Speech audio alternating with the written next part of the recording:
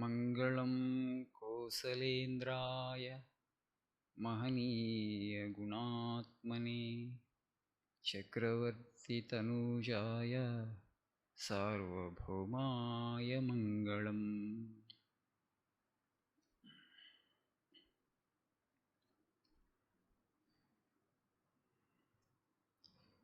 Last week we had the topic a competition in self-sacrifice. Today's class is a continuation of that, but I have given a different title, Bharata, an epitome of self-surrender.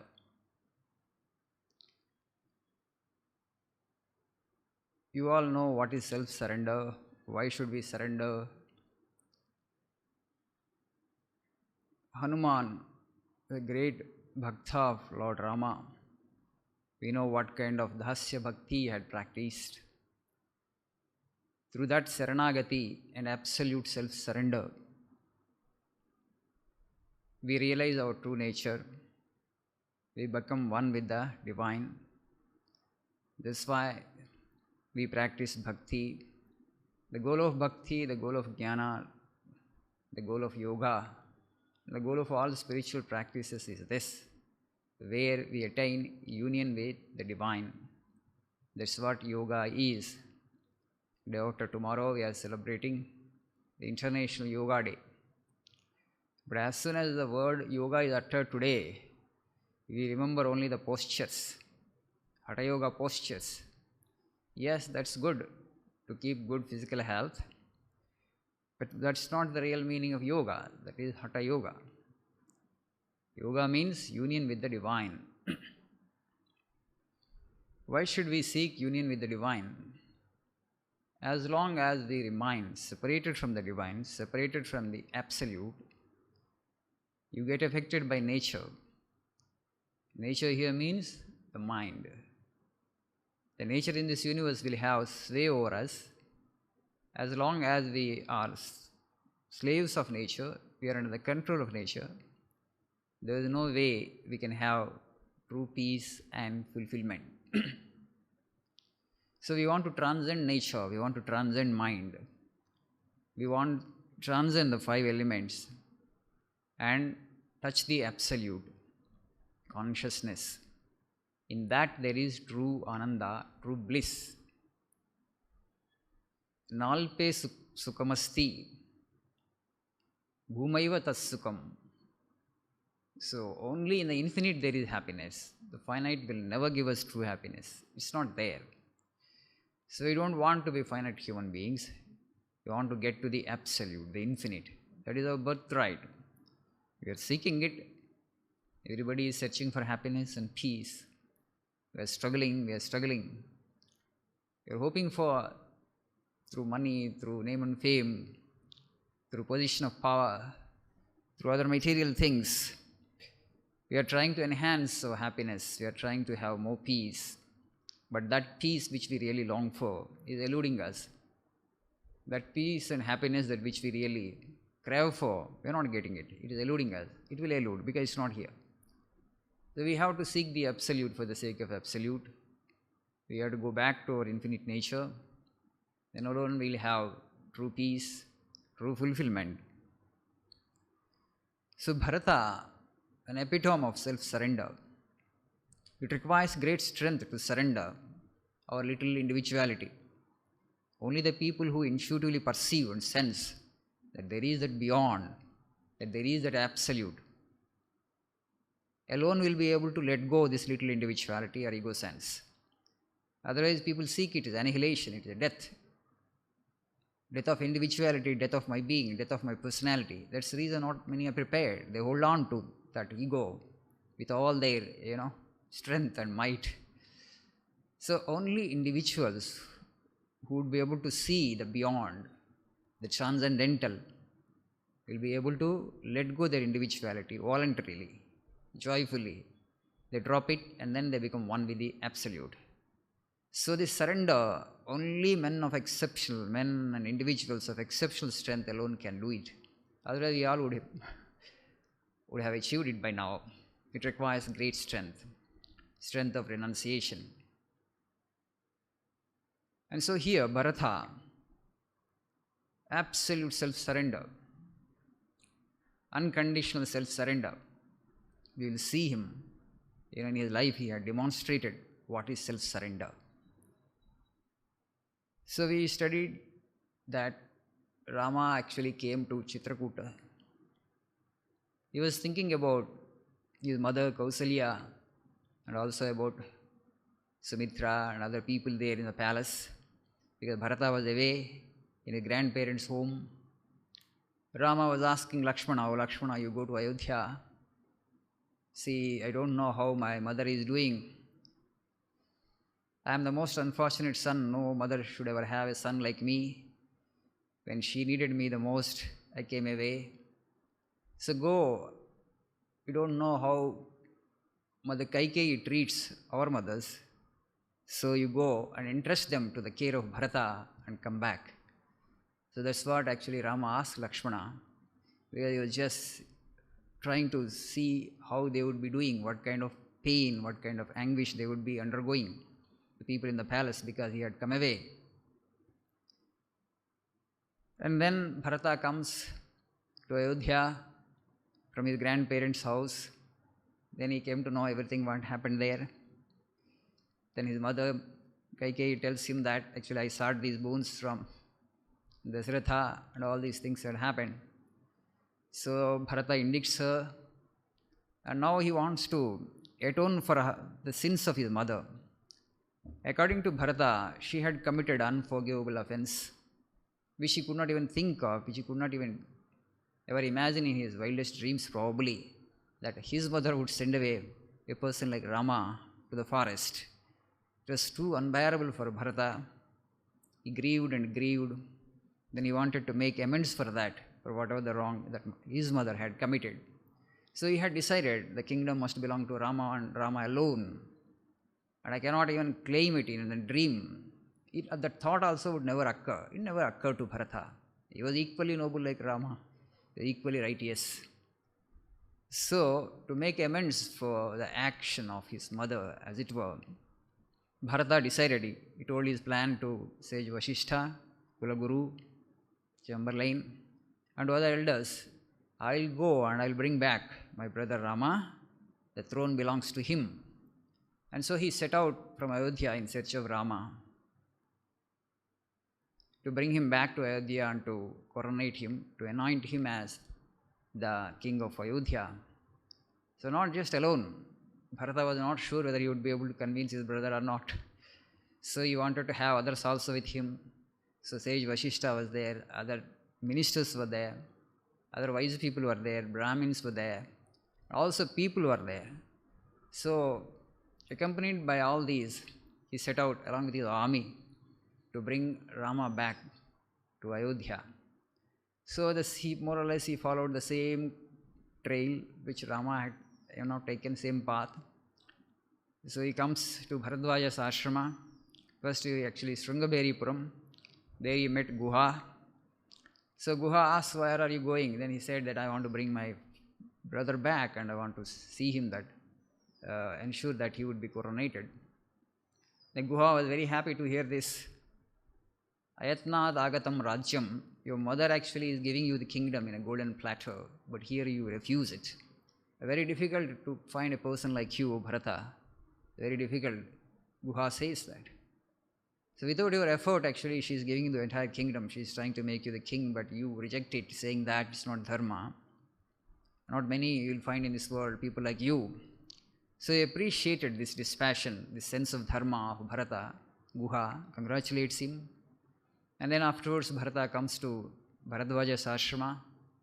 Sage Bharadwaja also appreciates him, and then Sage Bharadwaja tells him, "Your brother Rama is in Chitrakuta. You go there and you can meet him there." So Bharata arrives at the base of Chitrakuta and he was searching for Rama. Where is that hermitage where my brother is residing? So he looked here and there. He told his army, "You just stay here. Myself and Shatrughna, we will go into the forest and we will find out. We will trace the hut. My brother, no commotion there." So he climbed a huge tall sal tree, Salavruksha, and then he looked around. From a distance, he found the smoke billowing out from a hut.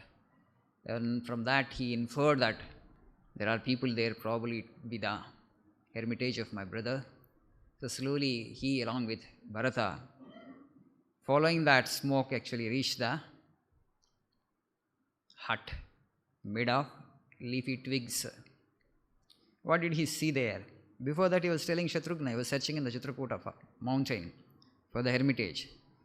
He's telling, without seeing my brother, I cannot live. Yavan na Ramam drakshami Lakshmanam va mahabalam Vaidehim va mahabhagam name shanti bhavishyati. Shatrughna, unless and until I see Rama and also Lakshmana, man of great strength, and Mother Sita, Mahabhaga, highly fortunate woman. So I will not have any peace. Name shanti bhavishyati, unless and until. He was very restless because I almost came near to see. Bharata was restless. He wanted to see Rama. He was longing to see Rama. Yavanna chandra sankasham tadrakshami shubhananam bratuhu padma vishalaksham name shanti bhavishyati. He is describing the features of Rama. Chandra sankasham tadrakshami shubhananam bratuhu padma visalaksham. Till I see this lotus-eyed Rama, whose facial countenance is like that of a moon, I will not have any peace of mind. He was telling this to Shatrughna. Name shanti bhavishyati. So he was restless, peaceless, wanted to see the beautiful moon-like face, countenance of Rama. He was too eager. Lakshmana was fortunate. He was telling this to Shatrughna. Our sister-in-law Sita was fortunate because she has accomplished her object. What is that? She could stay by the side of her husband. For a woman, actually, there cannot be any greater blessing than this. So Bharata was telling, actually. So she had given up the palace and came along with her husband and serving her husband. So she has accomplished her object in life. There is nothing more to desire, nothing seek for a woman. And now he says, blessed is this Chitrakuta mountain, blessed is this river, blessed is this forest, because now this Chitrakuta mountain, hosts my brother Rama.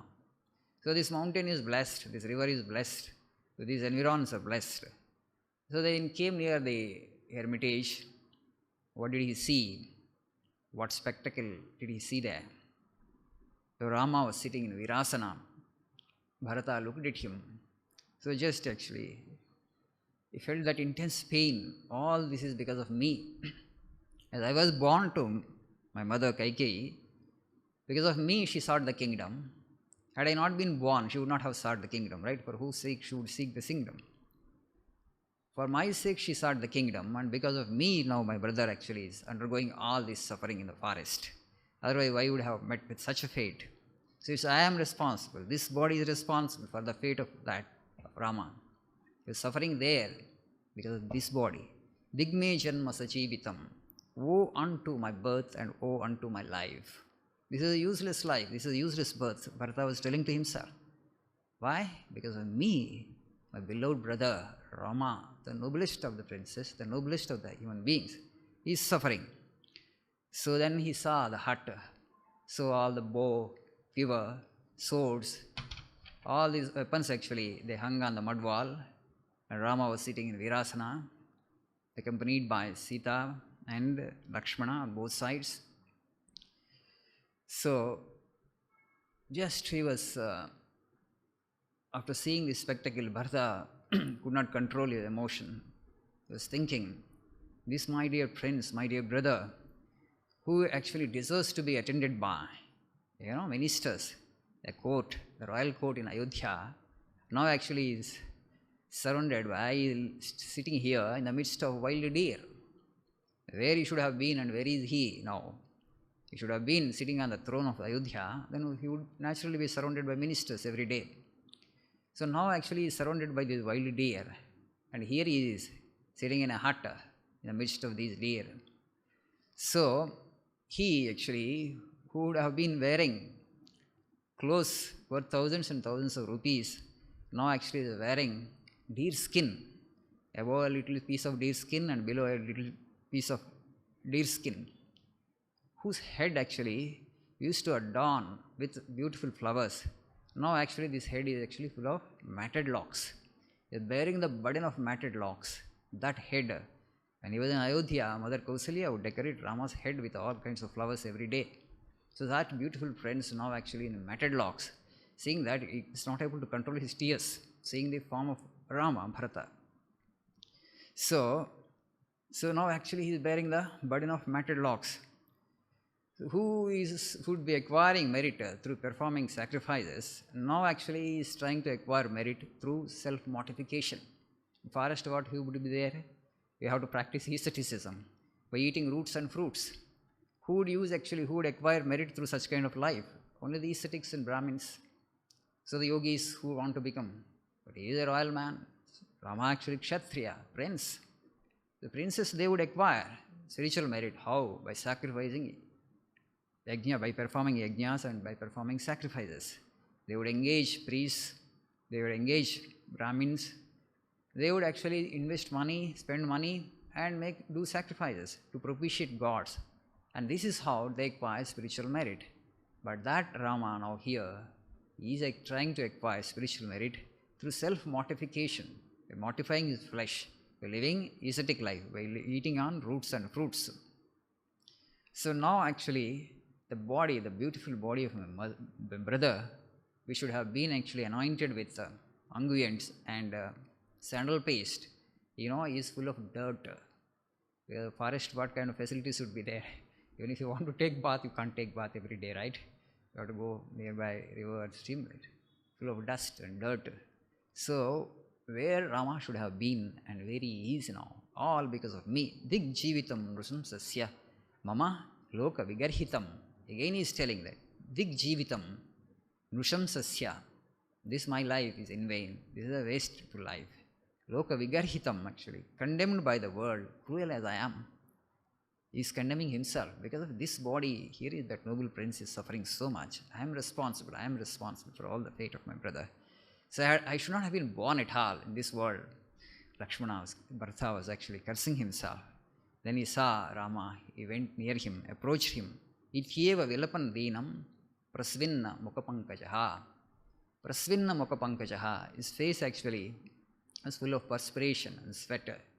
So he wept like this and he went near Rama, fell down crying, unable to place his hands at the feet of Rama. He fell down, he tried to make prostration and tried to touch the feet of Rama. He wanted to reach out to the feet of Rama, but he couldn't. He just uttered one word, Uktva aryeti sakruddinam punarna uvacha kinchana. He could only mutter this, O Arya, that's all. He wanted to tell further, but no words came out of his mouth. Punarna uvacha kinchana. Nothing else he could say, nothing more he could say. He just uttered, O Arya, that's all. Because he became too emotional, seeing Rama's external form. So Bharata couldn't say anything else. Then afterwards, Rama lifted him up, embraced Bharata, embraced Shatrughna, embraced Sumantra and also Guha. In fact, these four were there. So after embracing Rama, asked him, what brings you here, Bharata? How are you doing? How people are doing? He inquired about everybody. Rama went on asking how she is, how our Kulaguru, how actually other people, all the servants he remembered, and everybody was inquiring about.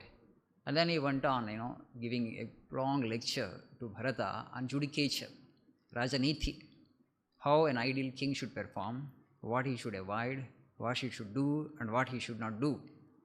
So there are 14 actually. So it's a long dialogue in fact. In fact, Rama was instructing Bharata. Rama thought actually that Bharata had already become a king and he had already been coronated and he would be ruling the kingdom. And he thought actually now to instruct him on Rajaniti, to make him an ideal king. So he thought actually it was already done. Then he says there are 14 failures of a king. 14 failings actually. A king is supposed to abjure all these things. What are they? Disbelief in the other world. King must believe in the other world, otherwise he will become adharmic, he will become non-righteous. Only the people who actually believe in this transmigration, who understand that there is a higher law operating and there is actually higher existence possible. If you perform dharma, you will get better and superior embodiment, superior birth. Otherwise, we will fall down, we will have to take inferior births and we will slip in the evolutionary scale. So from hereafter we can go forward and backward. If you follow dharma, actually you move forward. You will get higher embodiment, and ultimately you attain God realization. You become one with. So a king should have belief in the transcendental things in other world. You should not succumb to greed, and king should be free from anger. King should not neglect his kingly duties. King should shun procrastination. He should listen to the wise. He should avoid sloth. He should actually avoid the thraldom of the five senses. So he can enjoy the sensory pleasures, but he should not be under the sway, under the control of the five senses. He should have that indriya nigraha. They are all actually rules for kings, actually. So he should non-seeking advice from ministers. He must always seek advice from ministers. So Rama was telling what failings actually kings generally suffer and why should you avoid certain things. Failure to launch projects that are already decided upon. Failure to keep secrets. A king must be able to keep a secret. Sometimes, won't be able to keep secrets. All these qualities a king must have. Then only he will become an ideal king, otherwise not. Failure to utter auspicious things at the beginning of important functions. First you must say that Mangala Sasana, Mangala Vachana. Otherwise actually you should not commence any good thing. And then he says, arising from one's seat indiscriminately, if everybody comes. King should get up only when Kulagurus, when ascetics come. Otherwise you should not. King must maintain that dignity.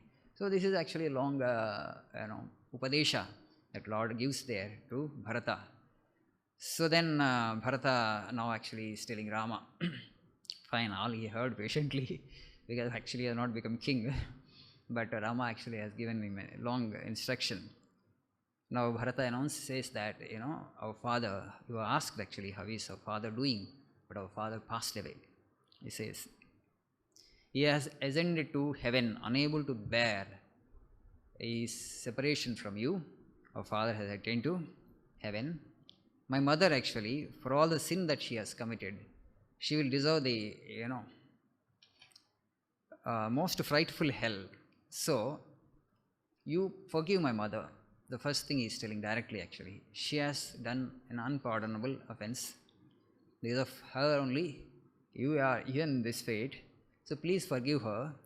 And if you don't forgive her, she will go to such hell, and from where there will not be any redemption from my mother. So Bharata is requesting Rama, Tasya me dasa bhutasya prasadam kartumarhasi abhishinchasva adyaiva rajyena maghavaniva. Tasya me dasa bhutasya. I am your slave, O brother. Prasadam kartumarhasi. You must show your compassion to me.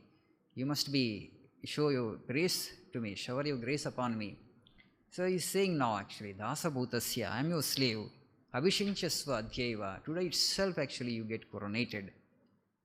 Rajyena Magavaniva. Just as Indra would assume the kingship of Swarga, heaven. Amaravati, he will become the king. You be the king of Ayodhya. Be pleased to bestow this favor on me. And you ought to be gracious to these people also, because Ayodhya people also are here. So you are fitted for sovereignty by virtue of primogeniture. Yes, you are the eldest in the family. You are the eldest son of father Dasharatha. So the throne should belong to you only. You are the king of Ayodhya. You should become the king of Ayodhya. And he says that actually not only I, ebischa sachivaihi sartham. Sirasa achito maya, I beg you, I request you, with half-bent head, along with these ministers, evischa sachivaihi sartha, bratuhu sishyasya dasasya prasadam kartumarhasi. I am your bratu, brother, bratuhu, sishyasya, I am your disciple, and dasasya, I am your servant. So you ought to shower this favor upon me. Please come to Ayodhya, and please be anointed the king of Ayodhya. You ought not disregard the solicitation of the entire body of ministers. So he was not alone. So the ministers are also there. They are also coming here. So please listen to us. Please actually show this favor to me. Bharata clasped the feet of Rama strongly and wanted him to give him the promise. Yes, I will come to Ayodhya. okay, I will take the reins of Ayodhya. Then actually Rama was not yielding. Rama would not. Rama is saying actually, I know Bharata what you are. I know your great qualities. You are a noble prince. Kulina sattva sampanna tejasvi charitavratah rajyaheto katam papamacharet madvidhajanah. He's telling you are Kulina, you are of noble descent, Sattva Sampanna, endowed with Sattva quality, Tejasvi, Charitavrataha, you are established in good conduct, Tejasvi, you are of a bright intellect, O Bharata. Rajya hetu katam papam acharet. I know you will never indulge in sin for the sake of kingdom. You don't have that greed. You are absolutely free from any kind of greed. You have so much of dispassion. I know you are of noble descent.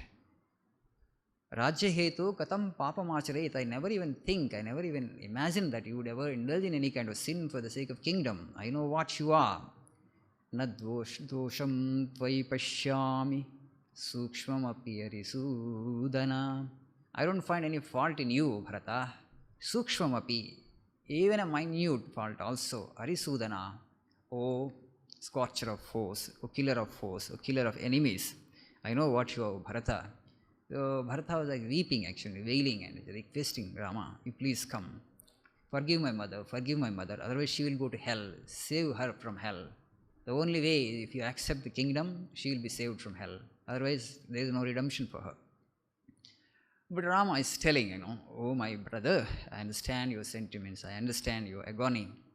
But our father has the full right. He is the head of the family. As the head of the family, he has full right on all the members of the family. Whatever he asks us, we should do it. So he is the owner of the family. We all belong to him. We are his property. So he can order, he can command anybody. So the king was in perfect right to ask me to go to the forest and to ask you to accept the reins of the kingdom. We are his property. So just as he deserves our full respect, our mother Kaikeyi also deserves her full respect. And now our king, our beloved king, our father, asked me to go to the forest. What did he say? Vanam gaccheti Raghava. O Rama, you go to forest, he said. So I have to abide by his command. And he also said, Valkalavasa, you have to wear the bark of trees. And so I am here. I am here to obey the command of our father, and you should do, because he asked you to take the reins of the kingdom, and you have no option. I have no option. So you just have to obey his command, he says. Whatever our high-souled father, respected by people, enjoined us, we should be doing that only. There is no other way, there is no other option for us. We can't disobey our father, our noble father. But Bharata actually went on pleading with Rama further, he says, okay, that's okay, my brother, but I understand. But sasvatoyam sada dharma stito asmasu nararshabha jeshta putre stite raja nakaniyan bhavet nrupaha. Shashvatoyam sada dharma. This is the eternal dharma. What is that eternal dharma? This is our kula dharma. Stito asmasu nararshabha. Not that you don't know that. You know that. What is the tradition of Ikshvaku lineage? The eldest, the family would become the king. This is an established tradition, a norm, a law. And neither I have any power actually to go beyond that law, transgress that law. I should not be doing that. Jeshta putre stite rajan na kaniyan bhavet nrupaha. When the eldest of the prince is alive, how a younger one can take the reins of the kingdom? You know that this has been the tradition. So it's not possible for me. I don't deserve that. I can't take it because this is the law, it's the norm, it's the tradition.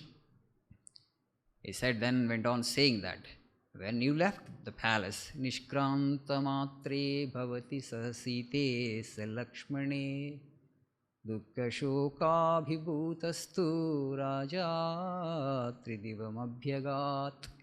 When you left the kingdom, Nishkranta matre bhavati sahasite salakshmane, along with sister-in-law Sita and Lakshmana, when you left the palace, dukkha shokavi bhutastu, unable to bear that dukkha, that pain, the suffering, Raja Tridivam Abhyagat, our father Dasaratha, attained heaven. That means passed away.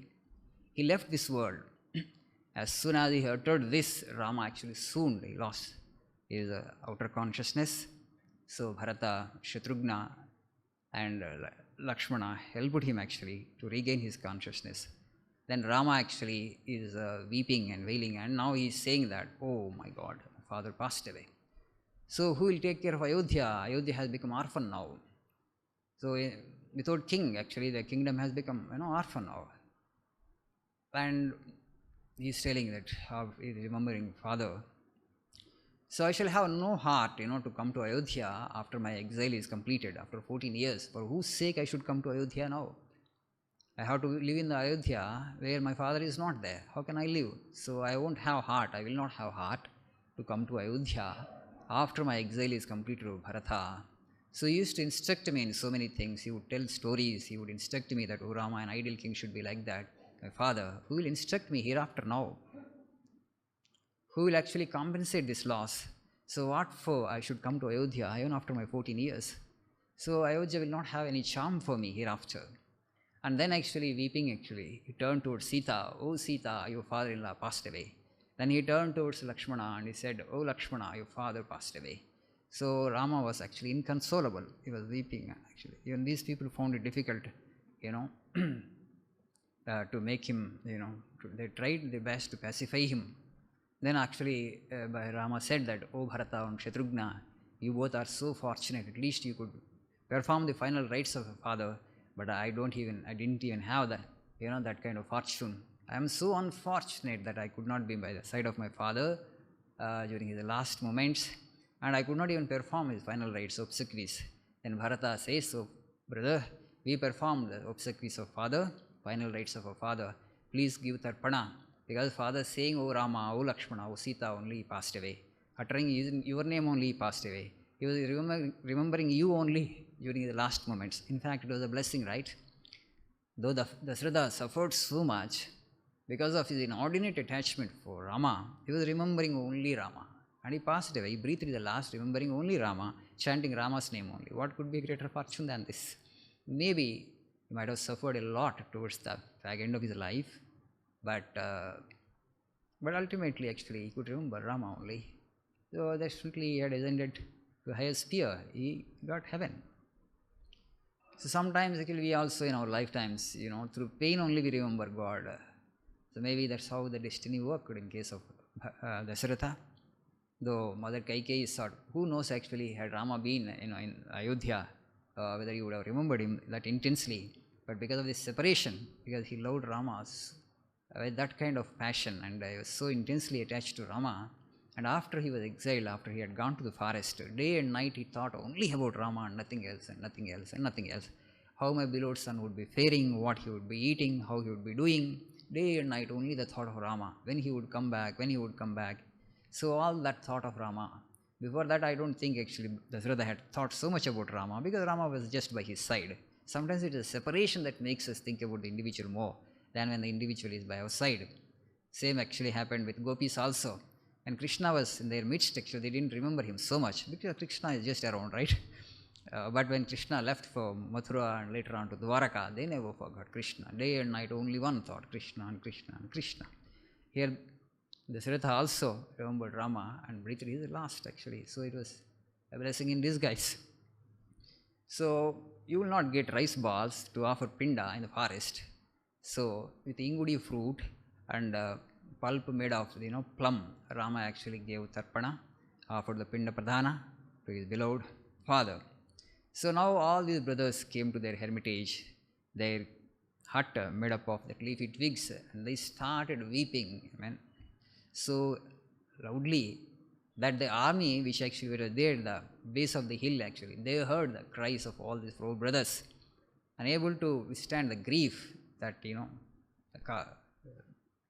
because of separation of Dasratha, they felt such anguish, such grief. They started weeping, and they were disconsolate in fact. So before that actually Rama was consoled by Bharata and Lakshmana and also Shatrugna. Now four brothers started weeping, four brothers started wailing, remembering actually how their father brought them up, how much of love he had given, how much of affection he had given. Dasratha, naturally it happens in our families. Fathers practically they sacrifice their lives for the sake of children. And father passed away. They thought actually prematurely because of this exile and all those things. So he must have suffered a lot of anguish, and then All that they were remembering and reminiscing about the love and affection that Dasharatha had showed towards them. And so they were weeping and wailing aloud. The army heard, and then they started reaching out. By following the sound and the roar of these people and cries of these people, they traced the hut and came near that. So this is a beautiful story here, but this is a long conversation now between Bharata and Rama. I don't think actually we'll be able to complete this in today's lecture. We'll continue the next week also. So now Bharata, he would not leave Rama just like that. Rama said, you go and get yourself coronated. My father's last command is this. Okay, I have to abide by your father's word. I can't go back on that. I committed myself to father, and I gave my promise to him that I would abide by his command. And now actually nobody can undo it. But now Bharata actually is pleading with Rama. As per the word he had given to my mother, our father actually had given the kingdom to me. Now I offer that kingdom back to you. Okay? So you accept it. Come back to Ayodhya and rule it. Nobody can rule such a vast territory like Kosala. I don't have that much of strength, oh brother. You know actually. So you please come to Ayodhya. So he is putting forward his arguments, Bharata. You see, a donkey can never imitate a horse. This is the self-effacing spirit and self-abnegating spirit of Bharata. I am a donkey, you are a horse. Where is the comparison? Okay? But when we do actually, we say we are horses and others are donkeys. But here Bharata actually says, I am a donkey compared to you. There is no comparison between donkey and horse. So a donkey can ill afford to imitate a horse. Can a donkey ever imitate a horse if it wants to run as fast as a horse? Is it possible? Not possible. So you are asking a donkey to take the reins of Ayodhya? It's not possible. And he says, can a common bird fly like Vainateya, Garuda? Is it possible? Can a common bird have the same strength as Garuda? To rule a kingdom like Kosala, a strong man, a man of exceptional strength is required. You have that strength. I don't have the strength. I am a common bird. You are that Vainateya, Garuda Bakshi. Oh Rama, actually, please come. Our father has nurtured the city and the kingdom in such a way that he has made it into a big tree now. But the tree has to bear the fruit. Who is the fruit? You are the fruit. Now here actually is a big tree, huge tree. Carefully my father had nurtured it over years, over decades. And now actually this tree doesn't bear any fruit. What is the use of such a tree? You are the flower, you are the blossom, you are the fruit of Ayodhya. Oh my dear brother, please come and accept it. And you have to take the reins of Ayodhya. I am not the person. I don't have the right. I don't deserve that kingdom. So please come. Now Rama is telling that, oh my brother, we human beings are helpless instruments in the hands of the divine. We don't have any free will. We don't have any freedom. We need to understand and we need to realize this. But after many blows, we understand in life that we don't have any freedom. We are just helpless instruments in the play of destiny, providence, Lord. Whichever way He places, we have to abide by His will, that's all. But you don't understand that quickly and that easily. Okay? Experiences of so many lives are necessary for people to come to this understanding, to understand this. Then they surrender. That's why I am saying that the surrender, it doesn't happen that easily.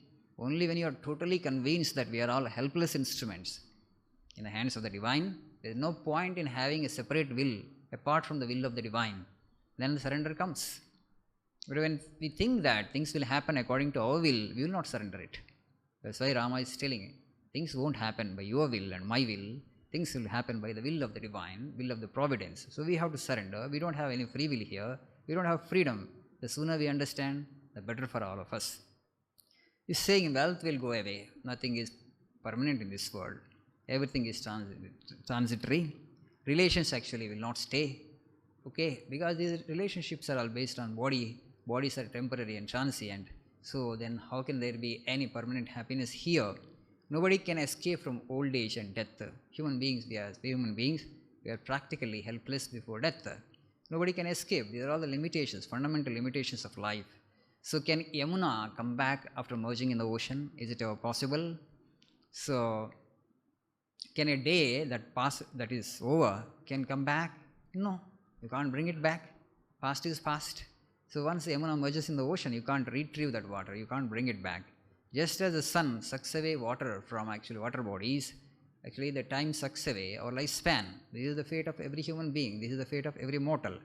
So death follows man wherever he goes. When he sits, actually death sits. When you move, death also moves us with us. That means death follows us like a shadow, and we have to remember that. So this is one thing we need to fear, but we all think that we are all immortal. That is our problem actually. So life is ebbing away so fast, we don't even realize that, we don't recognize that. So when you really are serious about death, when you think about that, we remember God. What I have to do? How can I save myself from that impending danger, namely death? Death is going to swallow me. It is always following me like a shadow. Then actually thought of God comes to us. Why am I? The question will arise. Why am I here? The way I am here. What is the purpose of life, goal of life, objective of life, what I should be doing actually. Then we will be interested in bhakti, we will be interested in jnana, we will cultivate some dispassion, we will come to some spiritual practice and sadhana, life becomes meaningful. Otherwise actually, life becomes, very boring and also meaningless. So the wrinkles come, hair turns white, you see, hair turns white. There are signs of old age, right? The death is approaching fast, okay.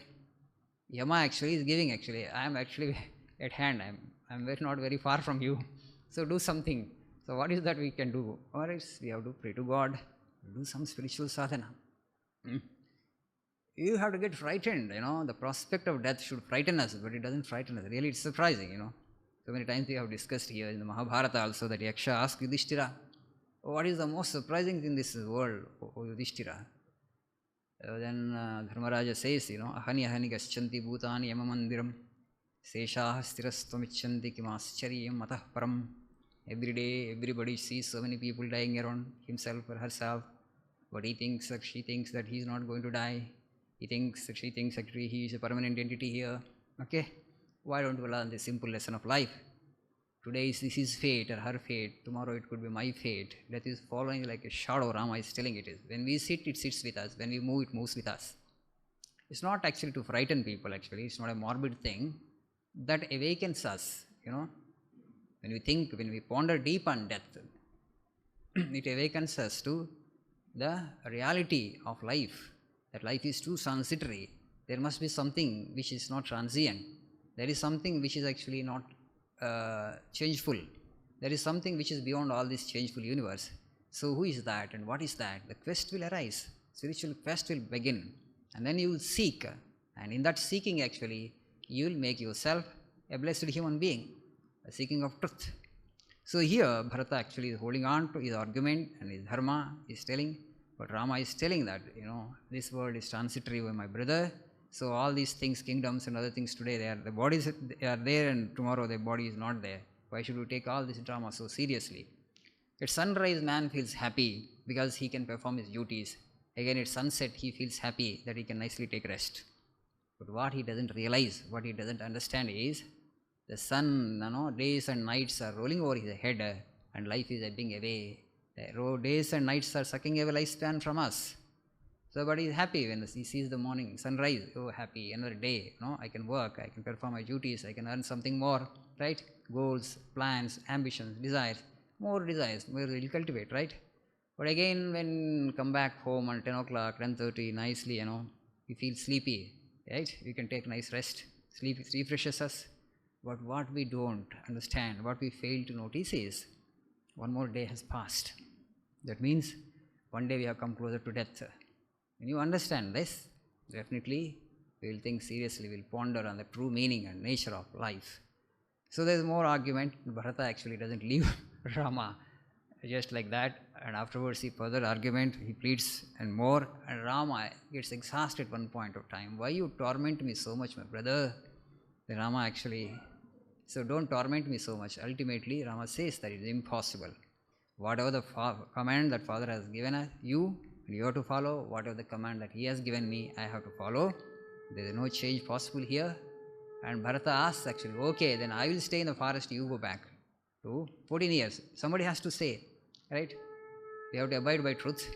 So I will stay in the forest 14 years along with Shatrughna. You and Lakshmana, you go to Ayodhya. So all this, but Rama, you can't mend, you can't make amends like that. You can't, adjust truth according to our convenience. Okay, only Rama has to go to the forest 14 years and Bharata has to rule, that only. You can't exchange it now. according to your convenience and my convenience. During his lifetime, whatever father had said, that actually has to be implemented. That's all. There is no other way, no other option for you and me. Other arguments were beautiful conversation between the two princes. A little more is there. We shall continue in the next class. And what is the total surrender? How actually Bharata actually carried the wooden sandals of his brother with what kind of attitude? How much self-surrender he could achieve? I mean, it's really a great lesson for all of us spiritual seekers.